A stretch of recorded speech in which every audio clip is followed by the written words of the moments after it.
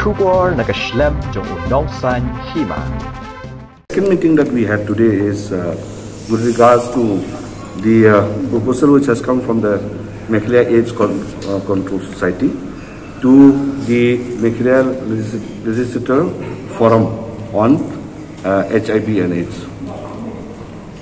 There was a proposal from them with regards to distributing free dry rations to those people living with HIV. And we have almost 202 children also who are living with HIV. So the forum today have authorized me to take necessary steps in those agendas which have been brought up today for discussion. So any decision being taken? Yes, sir. As I said, those dry rations which we have been proposed today, we will be taken up and distribute to those families and to those people who are affected with HIV. If you can tell us how many families, these affected families?